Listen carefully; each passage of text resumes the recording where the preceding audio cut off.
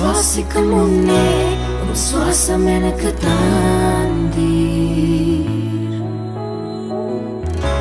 நீர் என்னில் மிகவும் அன்பாக இருந்தீர். ஓவும் மழை பெய்ய முடிவில்லாத மாறாவும் அன்பு. ஓ தொலைந்த எனக்காய் பின்தொடரும் மாறாவும் அன்பு. நான் தேடவில்லை, தகுதியும் இல்லை, ஆனாலும் என்னை நேசித்தீர். ஓவும் மழை பெய்ய முடிவில்லாத மாறாவும் அன்பு.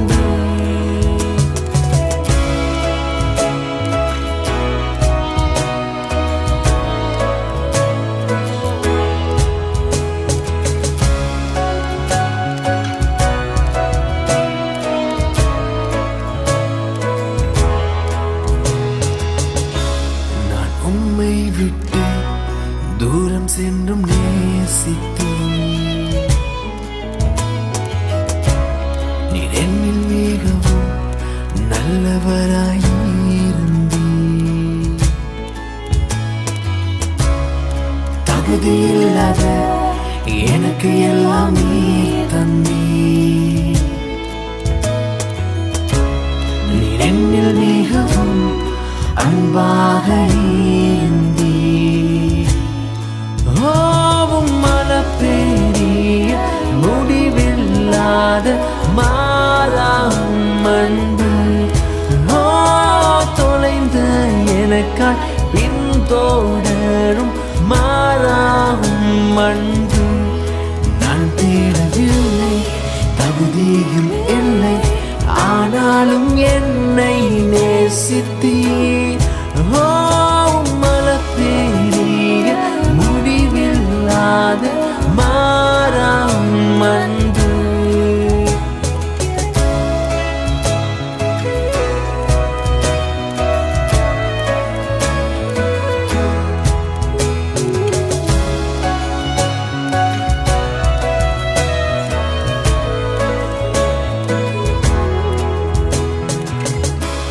எனக்கெதிரே அது இருளோ அது மழையோ அதை தாண்டி எனக்காய் வருவேன். எப்பேற்பட்ட தடையோ அது பொய்யோ அதை மாற்றி எனக்காய் வருவேன். எனக்கெதிரே அது இருளோ அது மழையோ அதை தாண்டி எனக்காய் வருவேன். எப்பேற்பட்ட தடையோ அது பொய்யோ அதை மாற்றி எனக்காய் வருவேன். எனக்கெதிரே அது இருளோ அது மழையோ அதை தாண்டி எனக்காய் வருவேன். எப்பேற்பட்ட தடையோ அது பொய்யோ அதை மாற்றி எனக்காய் வருவேன். ஓவும் மழை பெய்ய முடிவில்லாத மாறாவும் அன்பு. ஓ தொலைந்த எனக்கு பின்தொடரும் மாறாவும் அன்பு. நான் தேடவில்லை, தகுதியும் இல்லை, ஆனாலும் என்னை நேசித்தீர். ஓ மழை பெய்ய முடிவில்லாத மாறாவும் அன்பு.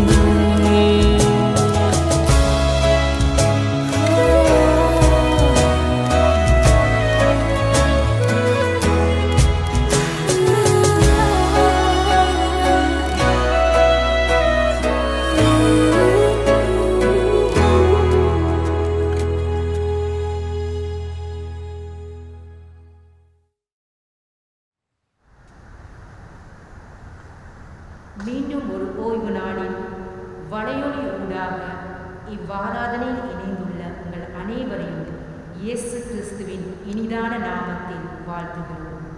சர்வ வல்லமையுள்ள பரிசுத்தரை ஆராதிக்க ஒரு விசை நம்மை அவர் கரங்களிலே ஒப்புக் கொடுப்போமாக. நாம் அனைவரும் ஜெபநிலையிலே இருப்போம்.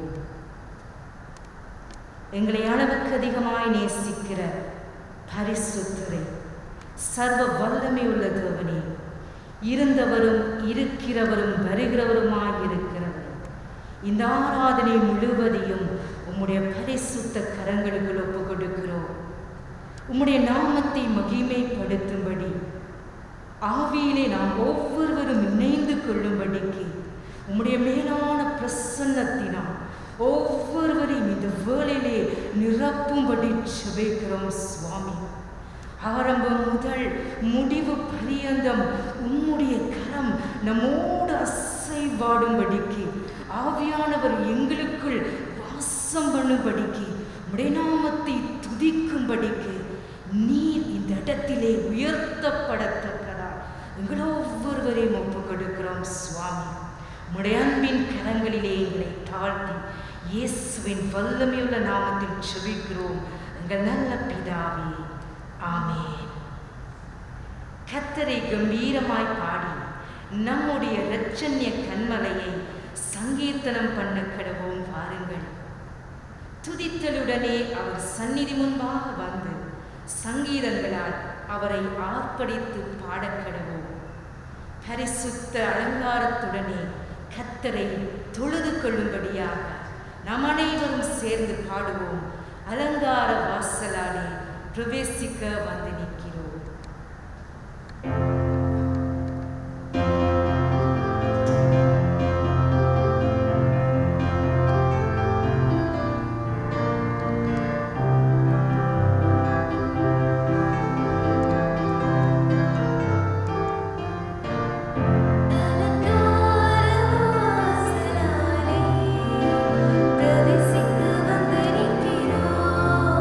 தேவ வேண்டின் நன்மைகளால்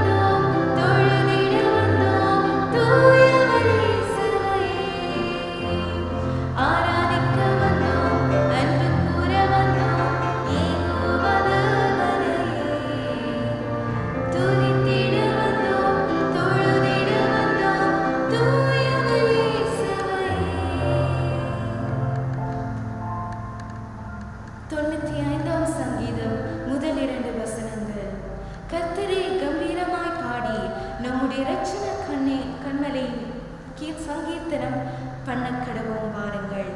துதித்தலுடனே அவர் சந்நிதிக்கு முன்பாக வந்து சங்கீதங்களால் அவரை ஆர்ப்பரித்து பாடக்கடவோம்.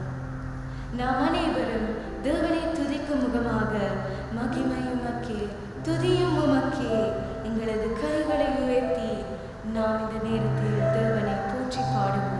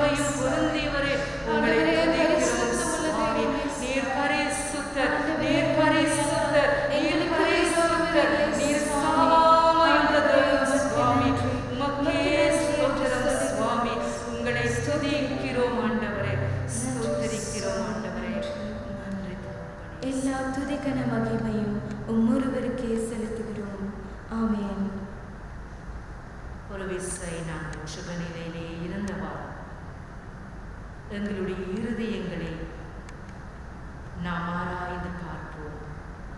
அந்த பரிசுத்தரான தேவனுக்கு முன்பதாக நம்முடைய வாழ்க்கைகள் எவ்வாறு இருக்கிறது?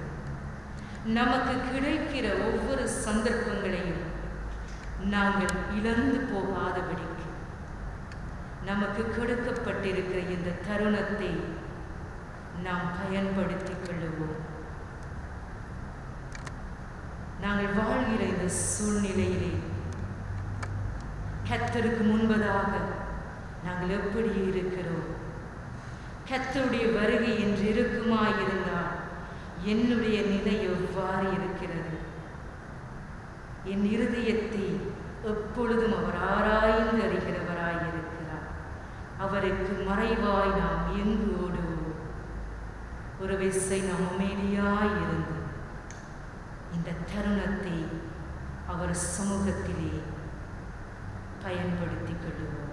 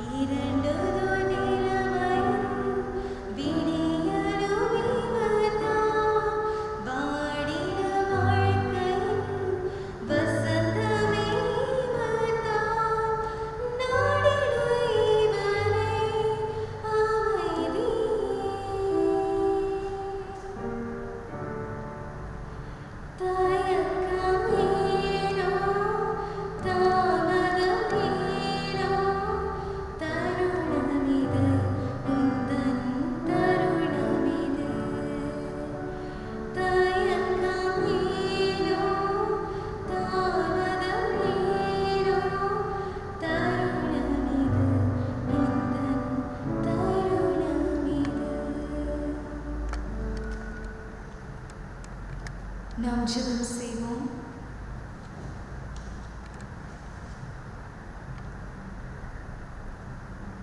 தினந்தோறும் நாம் செய்து வருகிற பாவங்களுக்காக, நாம் இப்பொழுது அறிக்கை செய்த பாவங்களுக்காக நாம் தேவனிடத்தில் மன்னிப்பை நாடி நிற்போம். சங்கீதம் 25:11 கர்த்தாவே, எம் அக்கிரமம் பெரிது, உம்முடைய நாமத்தின் நிமித்தம் அதை மன்னித்தருளும், என் பாவங்களை எல்லாம் மன்னித்தருளும் என்று கூறுகிறது. ஆகவே இந்த வேளையிலே நம் தேவனிடத்தில் மன்னிப்பை நாடி நிற்போம். கர்த்தாவே, உமது அன்பு பெரிது, உமது கிருபை பெரிது. ஆண்டவரே, நாம் நாள்தோறும் பாவங்களை ஆண்டவரை மிகவும் துணிகரமாக செய்து வருகிறோம். அதற்காக நேரங்களை மன்னித்தருள வேண்டுமாக ஜெபிக்கிறோம். ஆண்டவரே, இந்த நேரத்தில் மறுக்கிட்ட ஒவ்வொரு பாவங்களை விட்டு விடுபட உமது ஆசீர்வாதத்தையும் உமது கிருபையும் எங்கள் மீது அளித்தருள வேண்டுமாக இயேசுவின் இனிதான நாமத்தில் இவை எல்லாவற்றையும் வைத்து கேட்கிறோம் எங்கள் ஜீவனுள்ள நல்ல தகப்பனே. ஆமென்.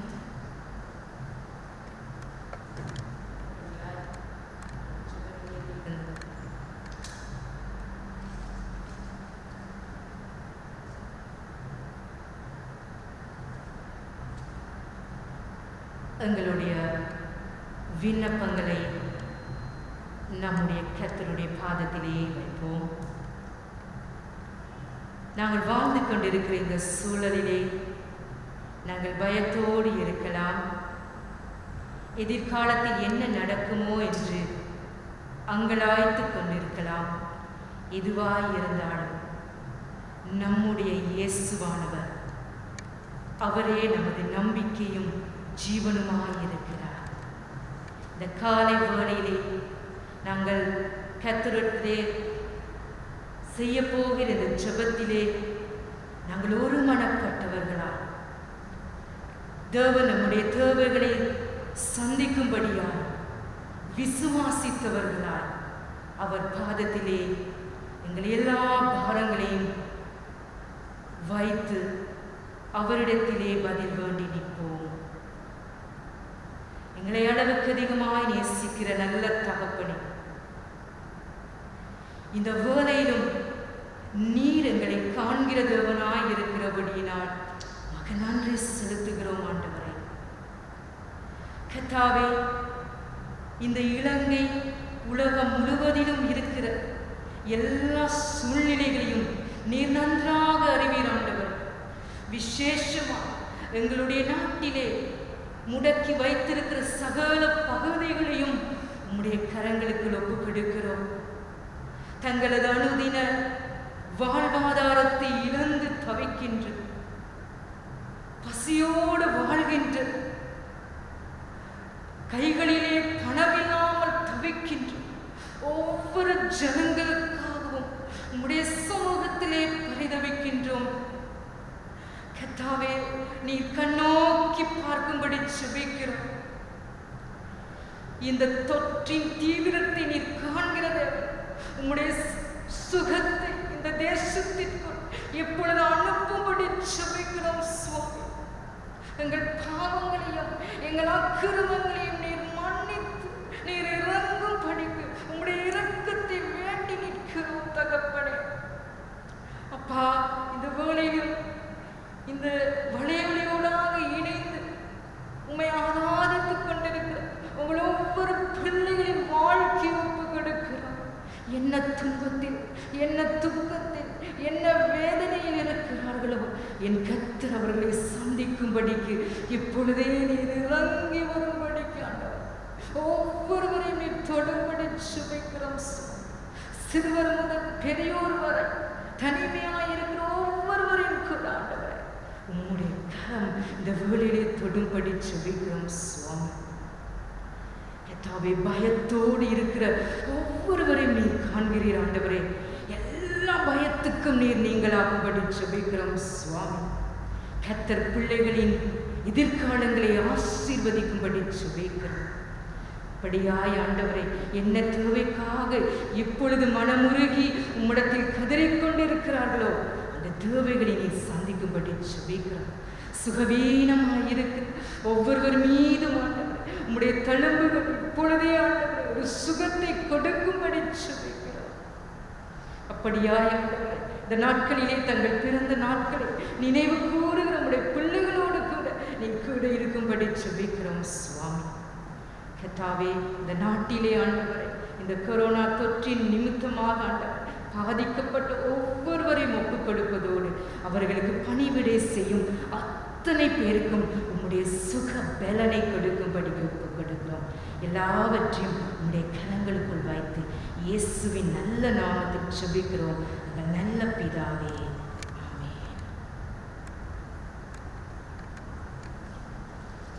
வாசிக்கும்படியாக தெரிந்து கொள்ளப்பட்ட வேத பாடம் மாற்கு எழுதின சுவிசேஷம் 13ஆம் அதிகாரம் 28ஆம் வசனத்திலிருந்து 37ஆம் வசனம் வரை. அத்தி மரத்தினால் ஒரு உவமையை கற்றுக்கொள்ளுங்கள். அதிலே இளங்கிளை தோன்றி துளிர் விடும்போது வசந்த காலம் சமீபமாயிற்று என்று அறிவீர்கள். அப்படியே இவைகள் சம்பவிக்கிறதை நீங்கள் காணும்போது அவர் சமீபமாய் வாசல் அருகே வந்திருக்கிறார் என்று அறியுங்கள். இவைகளெல்லாம் சம்பவிக்கும் முன்னே இந்த சந்ததி ஒளிந்து போகாதென்று மெய்யாகவே உங்களுக்கு சொல்லுகிறேன். வானமும் பூமியும் ஒளிந்து போம், என் வார்த்தைகளோ ஒளிந்து போவதில்லை. அந்த நாளையும் அந்த நாளிகையையும் பிதா ஒருவர் தவிர மற்றொருவனுக்கும் அறியான். பரலோகத்தில் உள்ள தூதர்களும் அறியார்கள், குமாரனும் அறியார். அக்காலத்தை நீங்கள் அறியாதபடியால் எச்சரிக்கையாயிருங்கள், விழித்திருந்து ஜெபம் பண்ணுங்கள். ஒரு மனுஷன் தன் வீட்டை விட்டு பிரதேசத்துக்கு பிரயாணம் போக எத்தனிக்கும் போது தன் ஊழியக்காரருக்கு அதிகாரம் கொடுத்து அவனவனுக்கு தன் தன் வேலையும் நியமித்து விழித்திருக்கும்படிக்கு காவல் காக்கிறவனுக்கு கற்பிப்பான். அப்படியே நீங்களும் விழித்திருங்கள். ஏனெனில் வீட்டெஜமான் சாயங்காலத்திலோ நடுராத்திரியிலோ சேவல் கூவும் நேரத்திலோ காலையிலோ எப்பொழுதும் வருவான் என்று நீங்கள் அறியீர்கள். நீங்கள் நினையாத வேளையில் அவன் வந்து உங்களை தூங்குகிறவர்களாக கண்டுபிடியாதபடிக்கு விழித்திருங்கள். நான் உங்களுக்கு சொல்லுகிறதை எல்லோருக்கும் சொல்லுகிறேன், விழித்திருங்கள் என்றார் என்பதே ஆமென்.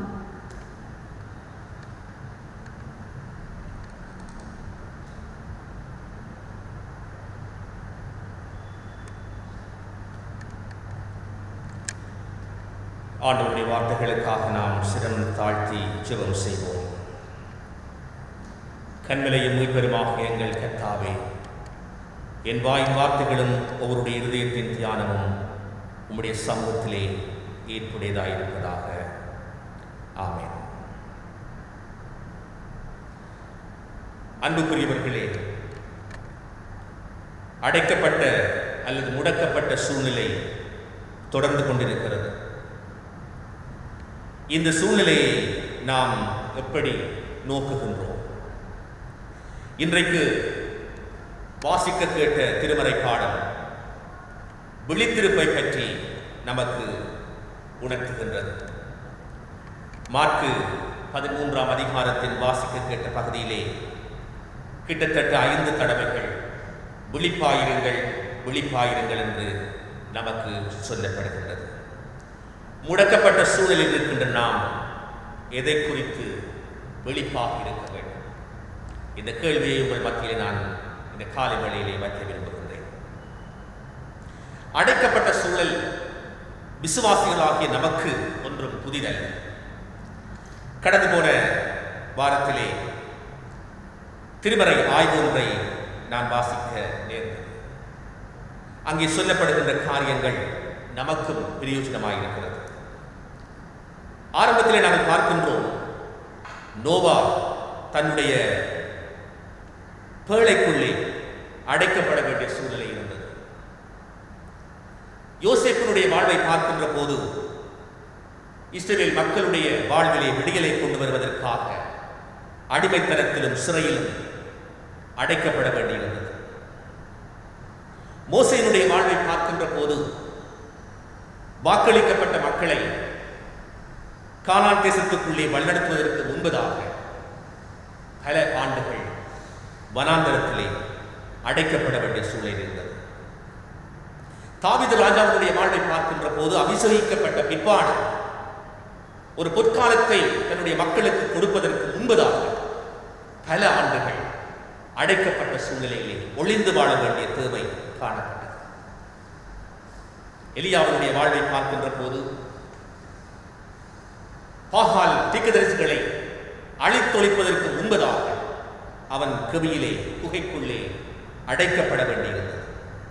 இவ்விதமாக யோனாவினுடைய வாழ்வை பார்க்கின்ற போது நினைவைக்குரிய மனம் திரும்புதலின் செய்தியை கொடுத்து ஒரு பெரும் எழுச்சி ஏற்படுத்துவதற்கு முன்பதாக மீனினுடைய வயிற்றிலே அடைக்கப்பட வேண்டிய சூழல் காணப்பட்டது.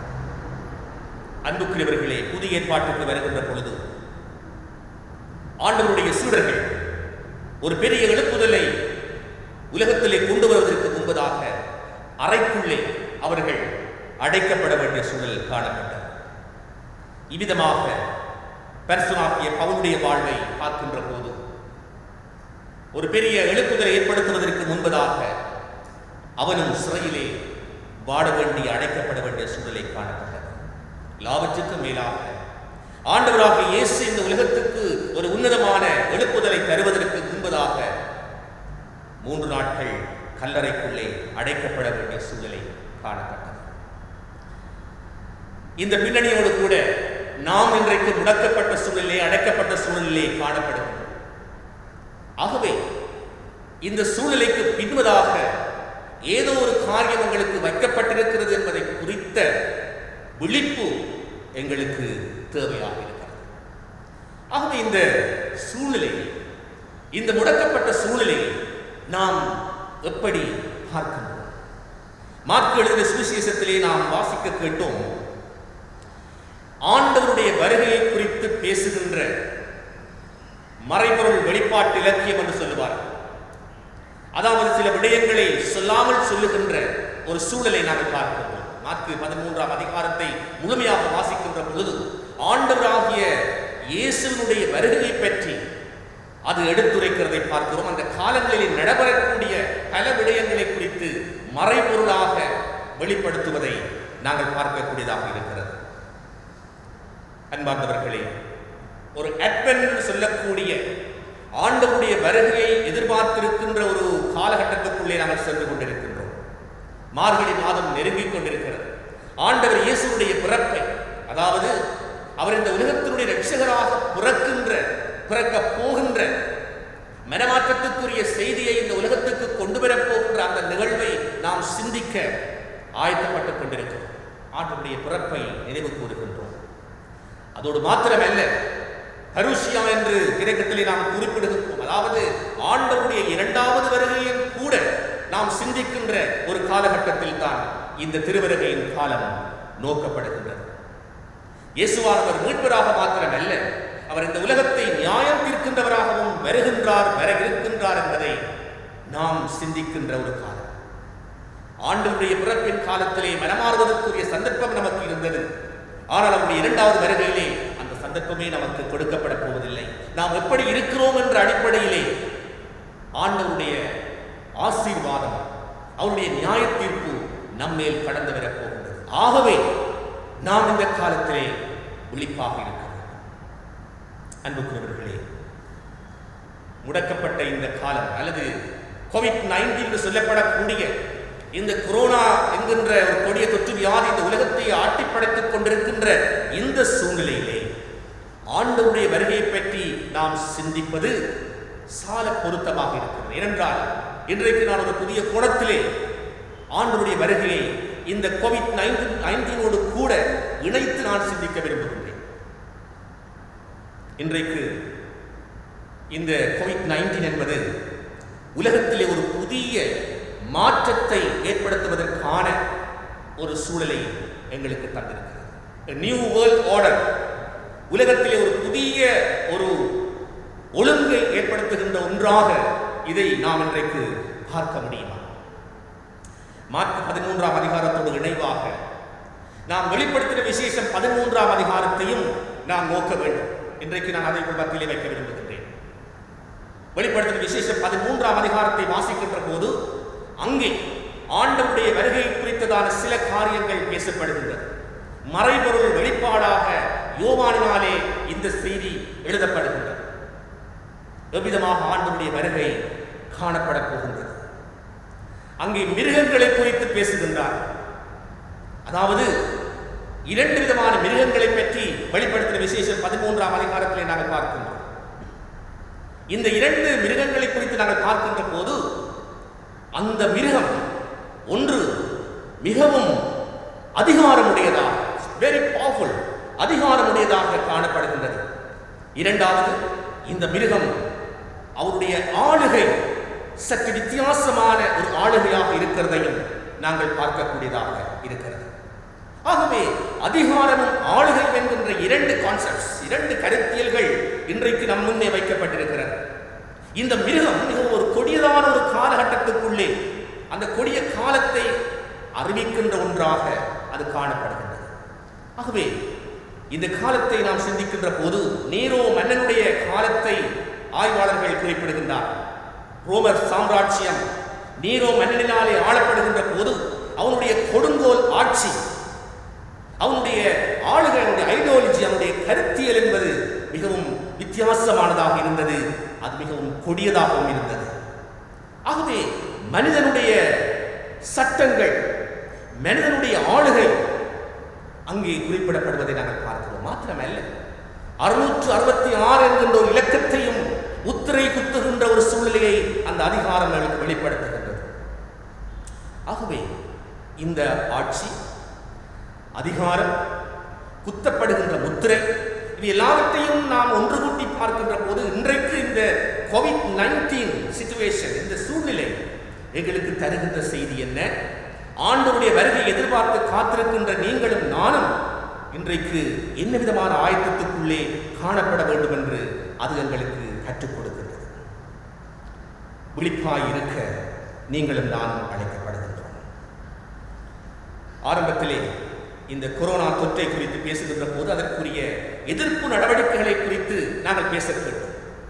இப்பொழுது இந்த கொரோனா சிச்சுவேஷனோடு, இந்த சூழ்நிலையோடு கூட நாங்கள் வாழ வேண்டும் என்கின்ற ஒரு பூங்குக்குள்ளே நாம் தள்ளப்பட்டிருக்கிறோம். ஆக இந்த சூழ்நிலை மாறப்போவதில்லை, இதில் இருந்து ஏதோ நடக்கப் போகிறது. ஆகவே இதோடு கூட நாங்கள் வாழ வேண்டும் என்கின்ற ஒரு சூழ்நிலை இன்றைக்கு ஒரு மாற்றம் ஏற்பட்டிருக்கிறதை நாங்கள் பார்க்கிறோம்.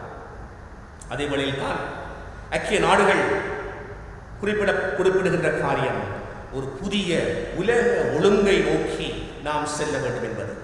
அந்த புதிய உலக நோக்கு ஒழுங்கு என்ன என்பதை நாங்கள் பார்த்தோமானால், இன்றைக்கு இந்த உலகத்தையே உலுக்கிக் கொண்டிருக்கின்ற இந்த கொரோனா தொற்று வியாதினாலே உலகத்தில் ஏற்பட்டிருக்கின்ற மாற்றம், ஏற்பட போகின்ற மாற்றம், செய்யப்பட போகின்ற புதிய செயல்பாடுகள், இவைகள் எல்லாமே நாம் மிகவும் கவனமாகவும் உன்னிப்பாகவும் கண்காணிக்கப்பட வேண்டியதாக இருக்கிறது. அன்பார்ந்தவர்களே, பல லட்சக்கணக்கான மக்கள் இன்றைக்கு இறந்து போயிருக்கிறார்கள். ஆய்வுகள் நமக்கு சொல்லுகின்றது, அதிகமான நாடுகள் தங்களுடைய உண்மையான அந்த பலியாகின்ற அல்லது மரணித்து போகின்ற மக்களுடைய கணக்கறிக்கைகளை சரியாக கணக்கிடவில்லை என்று குறிப்பிடுகின்றார். அந்த அளவுக்கு மரணம் ஒரு பெரிய தாக்கத்தை ஏற்படுத்தியிருக்கிறது. மனித குறைகுலிகள் உலகெங்கும் ஏற்பட்டுக் கொண்டிருக்கின்றது. இன்னும் ஒரு புறத்திலே இந்த மரணிக்கின்றவர்களுடைய உடல்களுக்கு என்ன நடக்கிறது என்று கூட தெரியாத சூழ்நிலை, அவருடைய உடல் பாகங்கள் திருடப்படுகின்ற ஒரு சூழ்நிலை, ஹியூமன் டிராபிக்கிங் என்று சொல்லுகின்றார். ஆகவே இப்படிப்பட்டதான புதிய புதிய மாற்றங்கள் நடைபெற்றுக் கொண்டிருக்கிறது. ஆகவே இந்த கொரோனா என்பது இயல்பாகவே உருவாகிய ஒன்றா அல்லது உருவாக்கப்பட்ட ஒன்றா என்கின்ற ஒரு கேள்வி நமக்கு எழுகின்றது. ஆகவே இப்படிப்பட்டதான சூழ்நிலைக்கு நாம் செல்லுகின்ற பொழுது நாம் இதை குறித்து விழிப்பாக இருக்க அழைக்கப்பட்டிருக்கின்றோம். தடுப்பூசி என்கின்ற பெயரிலே இன்றைக்கு நம்முடைய சரீரத்திலே ஏதோ ஒன்றை செலுத்துவதற்கு உலக நாடுகள் முயற்சித்துக் கொண்டிருக்கின்றது. யார் வெற்றி பெறப் போவார்கள் என்று யாருக்கும் தெரியாது. ஆனால் நம்முடைய சரீரத்துக்குள்ளே என்ன செல்லப் போகின்றது என்று யாருக்கும் தெரியாது. அது எங்களுக்குள்ளே என்ன மாற்றத்தை ஏற்படுத்தப் போகிறது என்றும் நாம் அறிந்திருக்கவில்லை. இந்த தடுப்பூசிக்கு பின்னாக அதற்குரிய செலவினங்களை தாங்குகின்ற ஒரு நபர் இருக்கின்றார். நாம் பார்க்கின்றோம், உலகத்திலே மிகப்பெரிய பணக்காரர் பில் கேட்ஸ், அவர்தான் இதற்குரிய மிக முக்கியமான பங்களிப்பை செய்கின்றார். அவர் ஒரு கணினியிலே மிகவும் ஒரு முக்கியத்துவம் பெற்ற ஒரு தொழில்நுட்பவியலாளர். ஆகவே அவருடைய பின்னணியிலே நடைபெறுகின்ற இந்த தடுப்பூசிகள் அல்லாவிட்டால் சொல்லுகின்றார்கள், இன்றைக்கு மெடிக்கல் சிப்ஸ், உடலுக்குள்ளே செலுத்தப்படக்கூடிய சில காரியங்களை அவர் தயாரிக்கின்றார். ஆகவே அவைகள் இன்றைக்கு மனிதனுடைய சரீரத்திலே பதிக்கப்பட போகின்றது. இது ஒருவேளை 666க்கு சமமாக கூட இருக்கலாம்.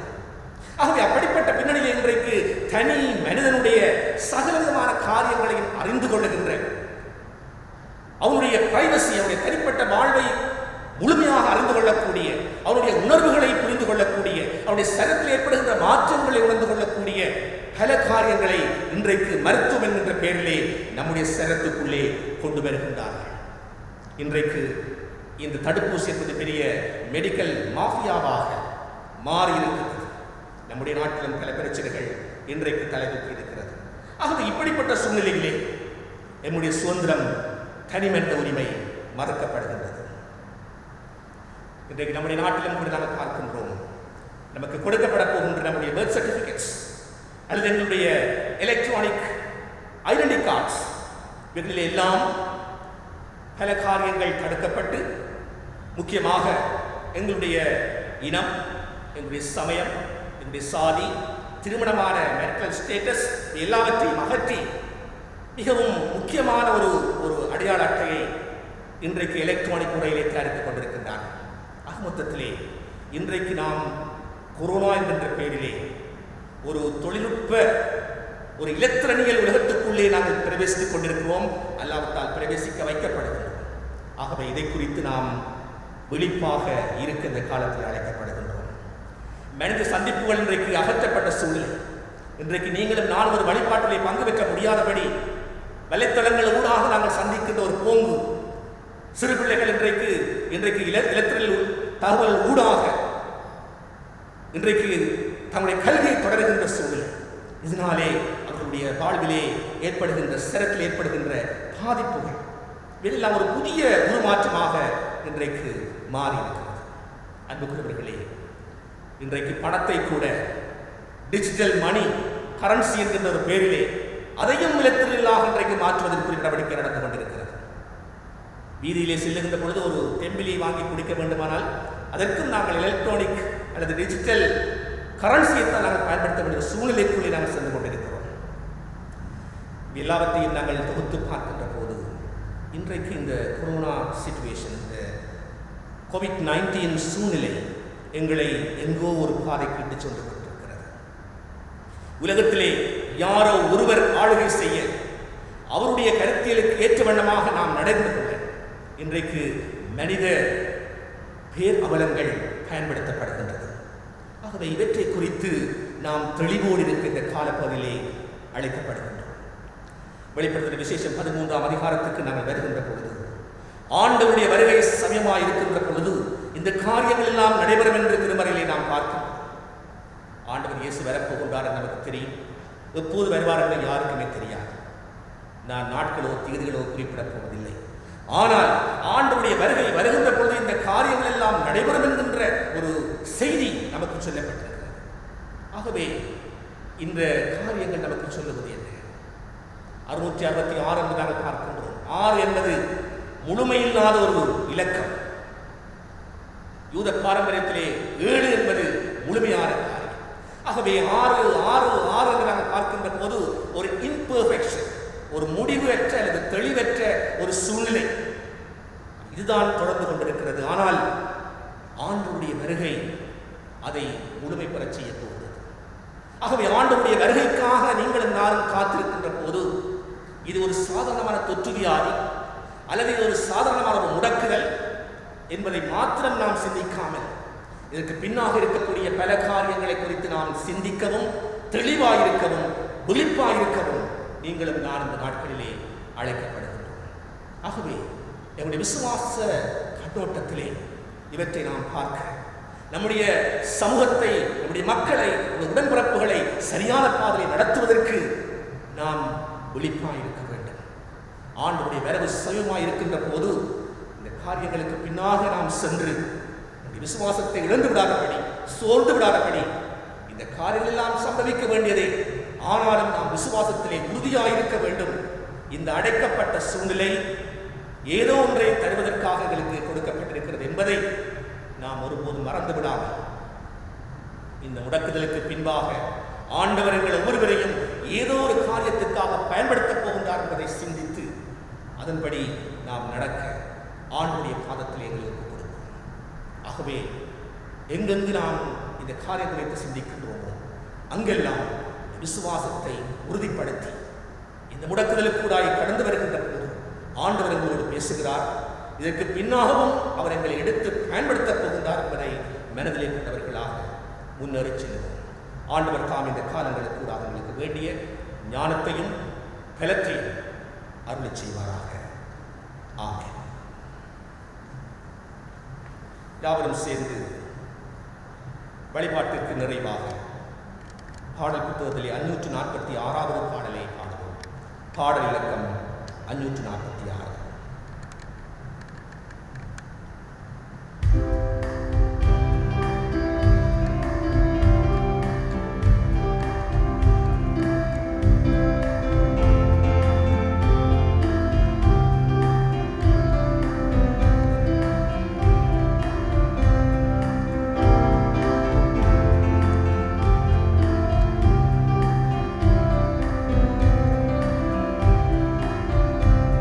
I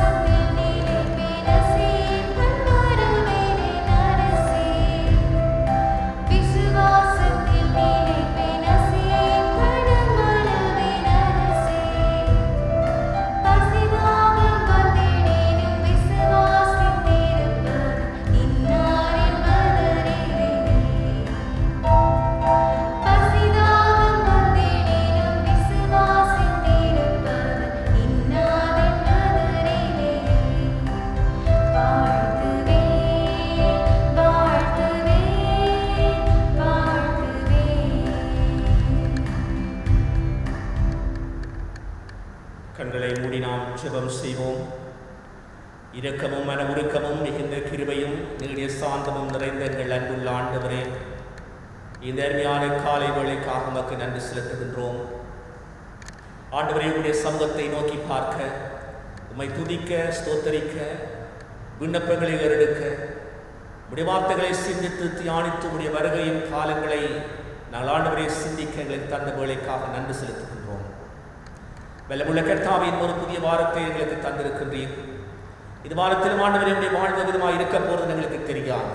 ஆனாலும் ஆண்டவரே, எப்படிப்பட்ட சூழ்நிலையாக இருப்பினும் ஆண்டவரே, ஊரடங்கு சட்டமாக இருந்தால் என்ன, ஒரு முடக்குதலாக இருந்தால் என்ன, கட்டுப்பாடுகளும் சவால்களும் தொற்றுக்களும் மிகுந்த சூழ்நிலையாக இருந்தால் என்ன, அவற்றுக்கூடாக கடந்து செல்வதற்கு நீர் எங்கள் மத்தியில் இருக்கிறீர் என்ற நம்பிக்கையை இது தரும்படியாக ஜெபிக்கின்றோம்.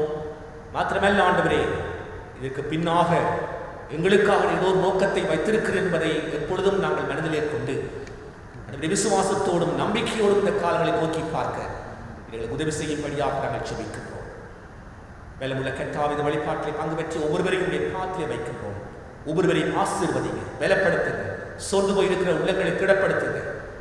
பல்வேறு வியாதிகள், வேதனைகள், பலவீன மத்தியில் இருக்கிற ஒவ்வொருவரையும் ஆண்டவரை எங்கள் திடப்படுத்த வேண்டும் என்று நாங்கள் ஜெபிக்கின்றோம். உங்களுடைய தெய்வீக சுகம், உங்களுடைய பிரசன்னம், ஆசீர்வாதம் ஒவ்வொருவரோடும் கூட இருப்பதாக.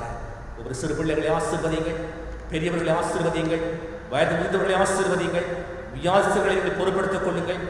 வல்லமுள்ள கர்த்தாவே, உங்களுடைய கிருபை இந்த வாரத்திலும் ஒவ்வொரு மீது விளங்கட்டும். துதி, கர, மகிமை எல்லாவற்றையும் உமக்கே செலுத்தி இயேசு என்ற உன்னத நாமத்தில் ஜெபம் எடுக்கின்றோம் எங்கள் நல்ல பிதாவே, ஆமென்.